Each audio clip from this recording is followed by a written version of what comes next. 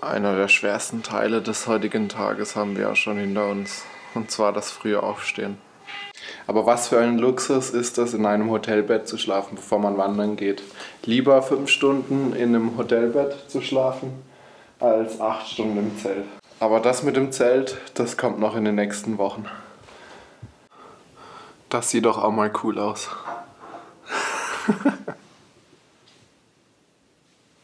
4:45 und los geht's. Komoot zeigt mir jetzt an, 24 Kilometer bis hoch zur Zugspitze. Und wir müssen so früh loslaufen, weil die letzte Bahn um 16:30 circa runtergeht und wir heute auch nur die Zugspitze hochlaufen werden, nicht runter. Es fühlt sich schon ein bisschen seltsam an, so früh am Morgen in dieser Dunkelheit loszulaufen. Kurz nach der Skischanze verlassen wir das Städtchen. Die Partnachklamm müssen wir jetzt auslassen. Zum einen hat sie geschlossen, zum anderen würden wir eh nichts sehen. Es ist stockdunkel.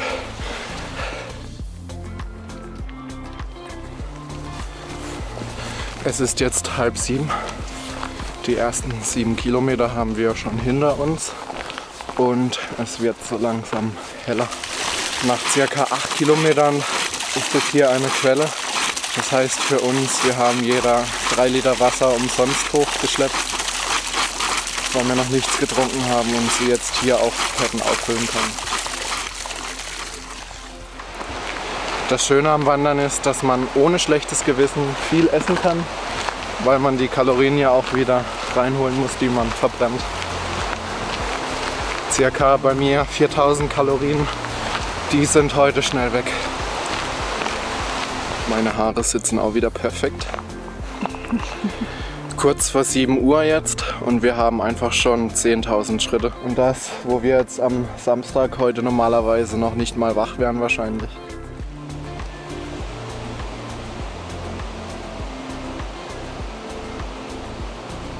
Während Komoot noch rund 6,5 Stunden zu laufen angibt, steht hier auf dem Schild noch 8 Stunden. Wenn wir so lange unterwegs wären, könnten wir nicht den kompletten Weg hochlaufen. Wird es nicht reichen. Müssen wir uns beeilen. Wir laufen jetzt hier entlang der Partnach im Rheintal. Jetzt schon beeindruckend da hinten. Auf beiden Seiten geht es richtig steil hoch. Unglaublich.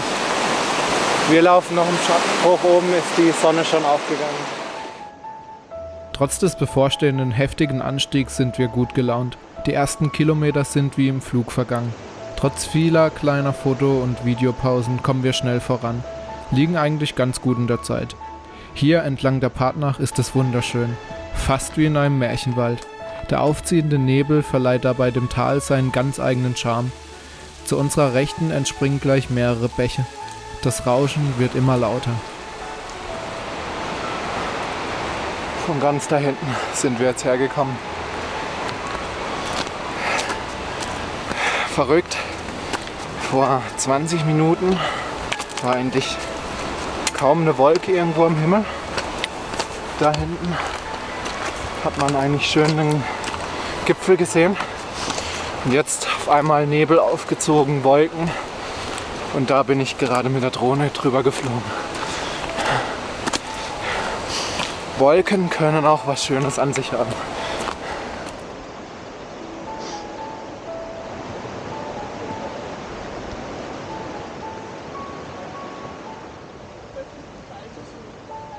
Gore-Tex. Krass, wie sieht's hier eigentlich aus? Die Schönheit des Tals bestätigt wirklich unser Vorhaben. Es war die richtige Entscheidung, dass wir uns noch so spät im Jahr auf diese lange Reise gemacht haben.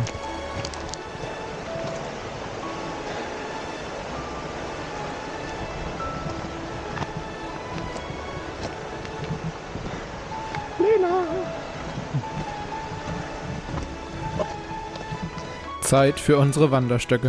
Es ist angenehmer mit Stöcke. Entlastet die Knie.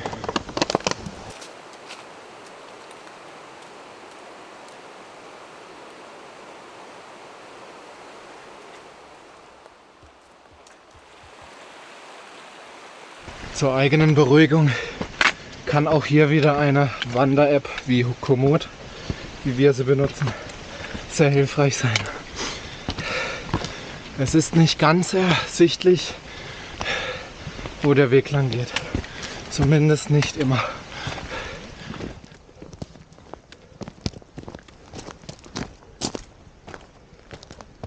Zwei, drei Worte zu unserer heutigen Ausrüstung.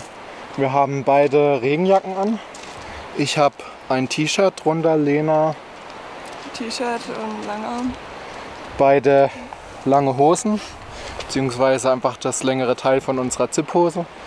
Und ich habe schon die ganze Zeit meine BC Wanderschuhe an. Und Lena hat jetzt bei Kilometer 18 ihre Sportschuhe ausgezogen.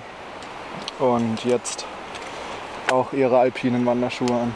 War für mich die richtige Entscheidung. Ich wollte in der Ebene nicht mit meinen Wanderschuhen laufen, weil es einfach in den Sportschuhen gemütlicher ist. Knapp 19 Kilometer geschafft. Noch 6 Kilometer zu laufen und noch 1500 Höhenmetern nach oben. 1500. Dank der neuen Kamera können wir Momente einfangen, die wir normalerweise nicht aufgenommen hätten, da wir recht zügig unterwegs sein mussten. Ganz wichtig, die Ohren eincremen. Bei dem Glück mit dem Wetter müssen wir uns jetzt tatsächlich sogar noch eincremen. Ich habe schon eine leicht rote Stirn. Ich bin hier noch weiß. Ja, geht jetzt schon gut hoch.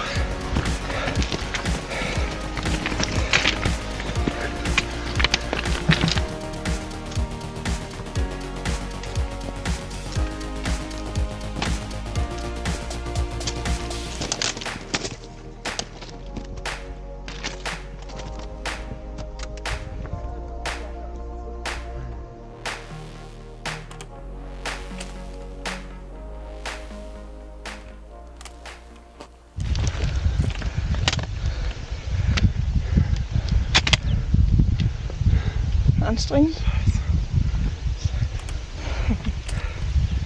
Nach 20,5 Kilometer sind wir jetzt hier an der Knorrhütte. Wahrscheinlich sind es noch so 4 Kilometer, schätze ich, bis ganz hoch. Das war brutal.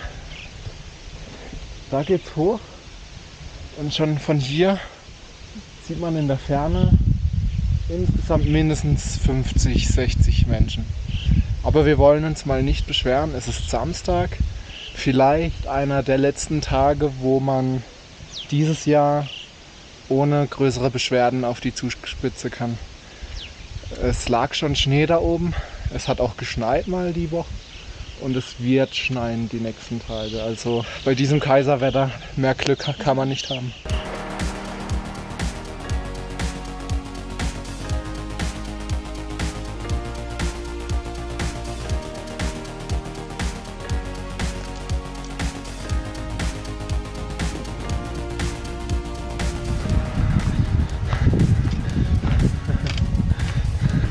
Lena ist so gut drauf beim Wandern wie noch nie. Die Eintagestourwanderin. Gell? Ja. Wenn man weiß, man kommt wieder in ein gemachtes Bett, muss am nächsten Tag mit früh aufstehen und nicht wandern. Und es schönes Wetter hat. Das ist schön. Ab der Knorrhütte zieht sich der Aufstieg ins Unermessliche. Gefühlt kommen wir kaum voran. Hinter jeder geschafften Kuppe sieht es wie bei der vorigen aus. Mein Körper sagt mir, ich soll aufhören. Doch mein Kopf will weiter, will die Zugspitze an einem Tag erklimmen.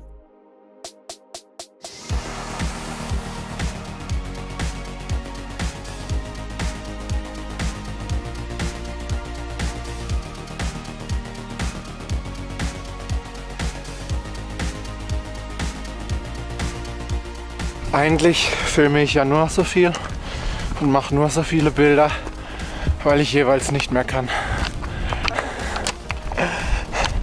Nein, im Ernst. Es ist jetzt schon anstrengend. Also ab jetzt muss man schon beißen. Finde ich. Komm Lena, es ist anstrengend. Ich habe es mir schlimmer vorgestellt. Ja, sie hat sich schlimmer vorgestellt. Ja. Das ist mein Vorteil.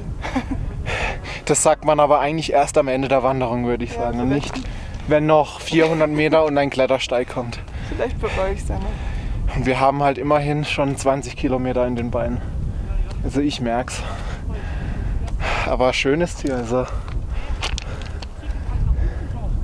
läuft. Nicht umsonst ist hier so viel los. Lena zieht heute wirklich unglaublich. Ich habe nicht so viel Energie. Wegen mir könnte es jetzt vorbei sein. Und das Schlimme ist, ich glaube, das geht jetzt noch eine Weile, bis wir an der Stelle sind, wo wir dann noch hochfahren können. Beziehungsweise, ob wir klettern. Puh, wahnsinnig, was hier los ist, ey. Die Pilgerung geht weiter. Das Schönste am Wandern. Die Pausen. Ja, meine Oberschenkel sind schon ziemlich zu. Mein Körper sagt, es reicht. Aber auch nur verständlich nach 21 Kilometer und knapp 2000 Höhenmeter, schätze ich. Der lange Weg fordert seinen Tribut. Doch da wir nach wie vor super in der Zeit liegen, gönnen wir uns so viele Pausen wie noch nie. Bis zu dem Gebäude links geht es über ein hartnäckiges Geröllfeld. 1 Schritt vor, 3 zurück. Der Klettersteig danach ist für uns das Highlight dieser Wanderung. Atemberaubende Sicht bis weit ins Tal und über die Bayerische Alpen hinweg.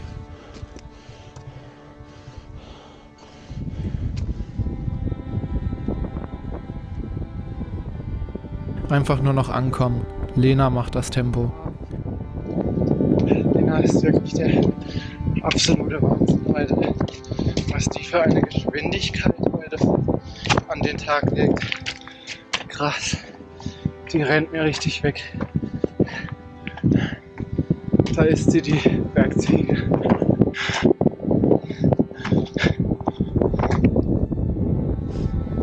In unzähligen, engen Serpentinen geht es nun steil nach oben. So schaffen wir viele Höhenmeter in kurzer Zeit.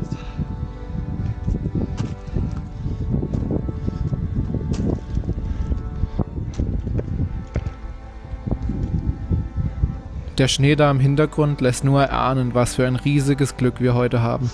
Läge hier oben auf dem Klettersteig Schnee, wäre es wahrscheinlich zu gefährlich für uns gewesen. Zumindest ohne Sicherung hier hoch zu klettern.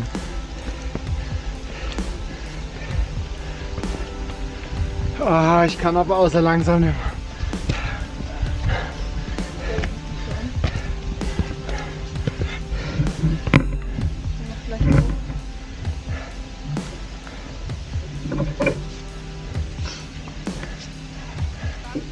Erschöpfung mischt sich mit Begeisterung. Begeisterung für diese Wanderung, für diese Gegend, für diesen Gipfel. Einmalige Gefühle, ein einmaliges Erlebnis. Oh, geil!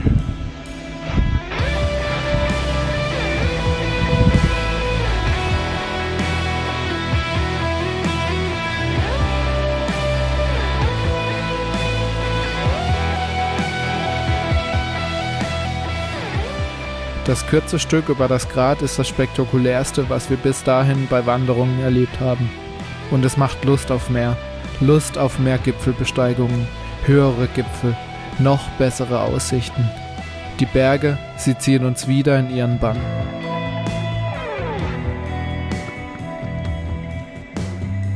Die Bergstation am Horizont kündigt das baldige Ende unserer heutigen Wanderung an. Auch lässt sie von Weitem schon vermuten, was uns da oben erwartet. Aber noch genießen wir die letzten Schritte. Dankeschön.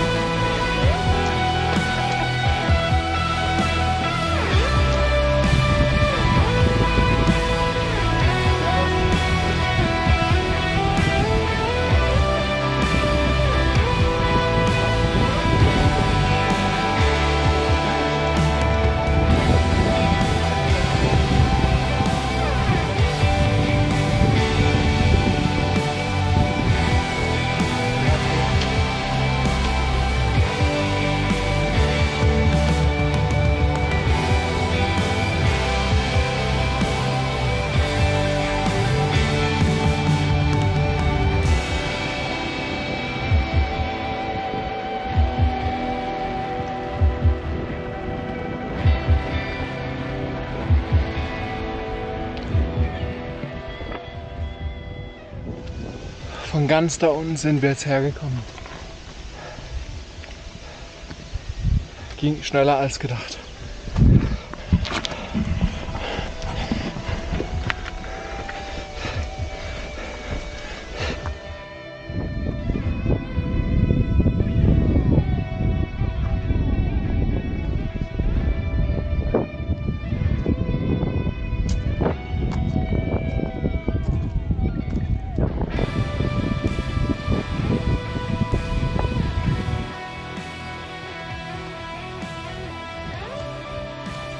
Während sich im Hintergrund die Wolken gigantisch auftürmen, erklimmen wir Serpentine um Serpentine.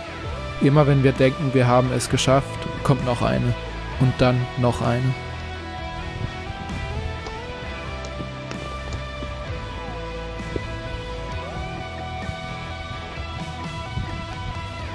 Das Blau des Himmels über uns wird immer dunkler. Was für eine wunderschöne Farbe. Und plötzlich haben wir es geschafft.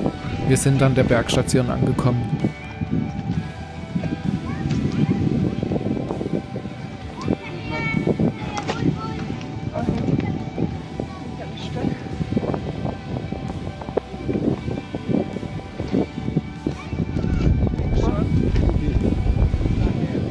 Es ist absurd, dass wir die letzten Höhenmeter über eine normale Treppe gehen müssen.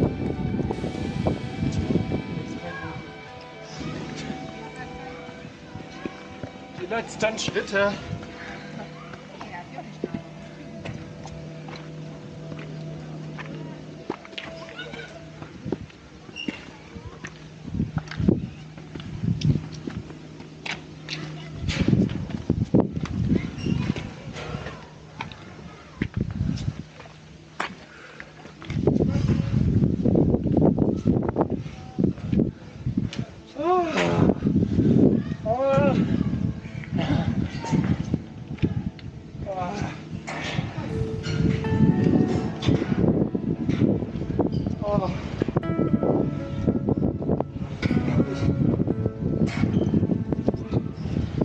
Ja, wie Wolke.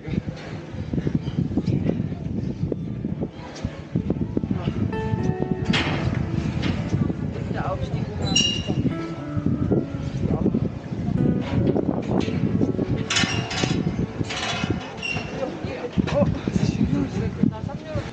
Angekommen am unfairsten Berggipfel der Welt.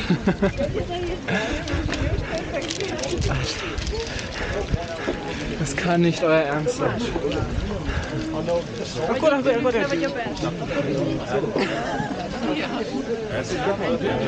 Aber Samstag jetzt nicht gesehen, rüber, dann aber gesehen, dass da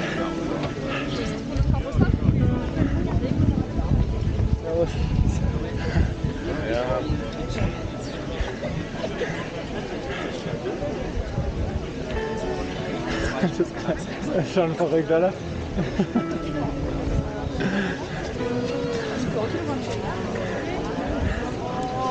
내려가야 돼. Geschafft, ja. Wieder eine Herausforderung. 아빠 어디 갔어? Ah, geh noch ins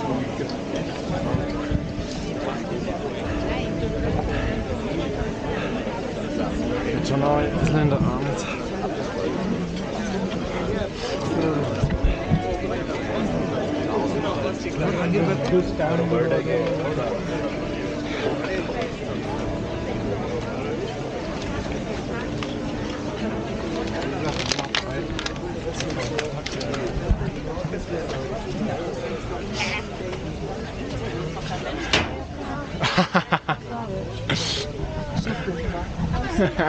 Ja, das wäre cool, weil das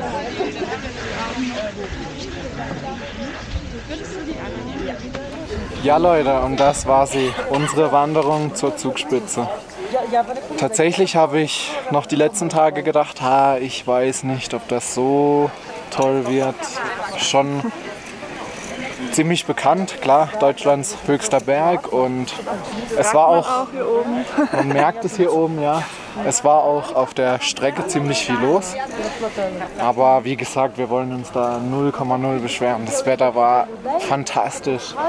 Wir hatten, ja, es war warm, Wir haben kaum gefroren, ab und zu kühler Wind, aber das war eigentlich so gar kein Problem. Die Tour ging jetzt 24,6 Kilometer. Knappe 10 Stunden waren wir unterwegs. Und wie viel Höhenmeter? 2300 Meter.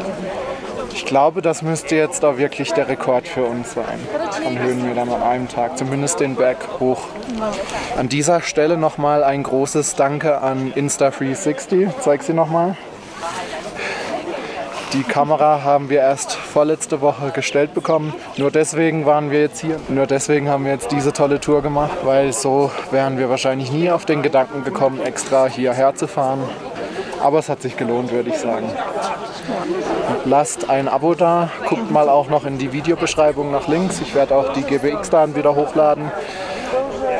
Demnächst kommen noch mal ein paar größere Videos, seid da gespannt. Und dann sage ich nur noch, bis zum nächsten Mal. Ciao, ciao.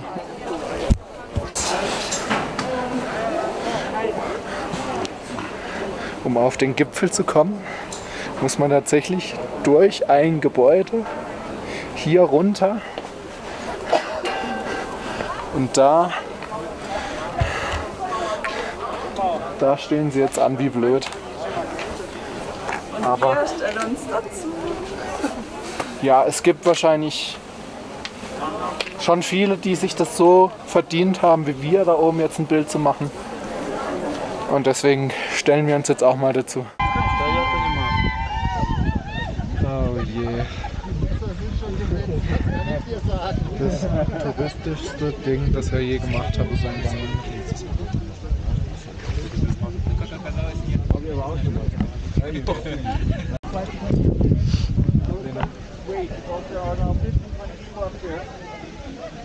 Da ist der.